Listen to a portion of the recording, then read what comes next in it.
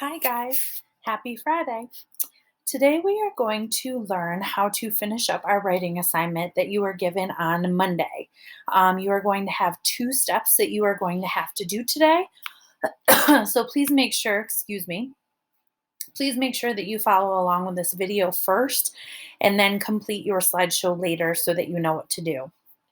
So, back on Tuesday, I asked you to write a draft of your paragraph, and I have written one here as an example that I will read to you. If I woke up one day and there was no technology, I would do a lot of things. First, I would go outside and play with my dog Bo. We could go for a walk, play in the park, or go swimming down at the river. Next, I would go for a drive and visit some family that I don't always get to see. My grandma lives 5 minutes away from me and always needs help around her house. We could get a lot of projects done. Last, I would spend my time finding some good books to read.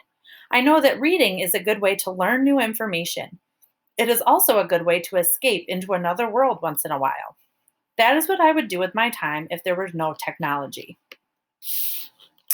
Okay, so that is your draft. For today, what I'm going to ask you to do, you are going to click on this and drag and highlight so that all of your text is highlighted. Once you have that done, you're going to go ahead and right click and you're going to hit copy. And then you are going to come down to the next slide that I have on your sheet and you are going to click in the box. Make sure that your cursor is blinking down here and you are going to hit paste. Now, mine was a little bit bigger over in that other slide, so I'm going to have to change the size of it. So I'm going to highlight it again. And I'm going to go ahead and make this so it fits in my box. And I'm going to have to do the same with this one because it was not in my original highlight. All right, there we go. Now I have my paragraph into my revise and edit slide. So this is going to be where you copy and paste your draft. We are then going to use this checklist on the side to rewrite our draft. Once we have checked for all of these things, you can go ahead up here and grab a red check mark and you're going to drag it and put it right over the box that we checked. And then you'll see another one will pop up and you can drag them down as well. There was one on here that I did not want to use, so I dragged and put a big smiley face over it, so we're not going to worry about that one. So the first thing I needed to do on my revising and editing checklist was I hooked the reader. So this is going to be where you look at your topic sentence to see if you were able to catch the reader's attention. So my topic sentence was, if I woke up one day and there was no technology, I would do a lot of things. Well, if I were the reader reading this, I would say, well, what kinds of things would you do? And this would hook me. So I can go ahead and take my red check mark and go right here because I already checked that. The next thing I'm going to check for is added details and description. So I said I would go outside and play with my dog Bo. I would go for a drive and visit some family. And I would also spend some time finding some good books to read. I also did not just say those things, I added in some details with it too. So I could go ahead and check off this box because I have details and description. My next one, I'm going to reread my story to be sure that it makes sense. Did my story make sense? It did. So I can go ahead and drag a check mark here as well. I have an ending. So the ending is going to be where you're going to check for a concluding sentence. So my concluding sentence is, that is what I would do with my time if there were no technology. So I do have an ending, so I can go ahead and click and drag this down here as well. The next one, I use strong vocabulary. Can you go back in your story and see if you can replace a word with maybe a stronger word or a fifth grade word that we could use? Let me see if I can find one. Let's find the word done. I'm going to highlight that and I'm going to change done to we could get a lot of projects completed. That would be more of a stronger vocabulary word.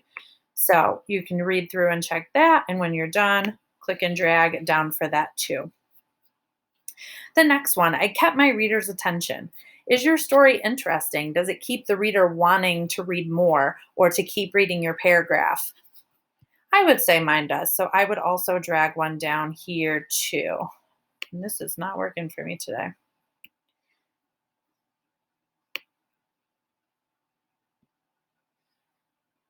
Got to make sure that that force thing opens up there. There we go. The last thing we are going to check for is capitalization, understanding, punctuation, and spelling. So, capitalization, making sure that every sentence going through, making sure that every sentence starts with a capital letter. And I can do that here by going through and finding my periods and making sure that the next letter starts with a capital. The next one I can look for is punctuation. Make sure you don't have any run on sentences. And spelling. Spelling is super easy on the computer because, for example, if I were to spell reading and I just wanted to put maybe two E's in it instead of REA, I would do this and it should pop up in, with a red line underneath it. Let's see if I can get it to do it. It is not doing it on here. I'll have to, I think there's a feature that I have to turn on that I will make sure I do that for you guys. And then the last thing, does your paragraph make sense? So once you have that completed, you can go ahead and you're going to copy your paragraph again after you've made the changes to it, and you can go ahead and put it in your last slide, which is where your final copy is going to go. So I clicked it, copied it, and can hit paste, and there it is. And when you're finished, you can come down here and you can take out the type your name, and you can go ahead and type your name down in this box, even though I know who it's from.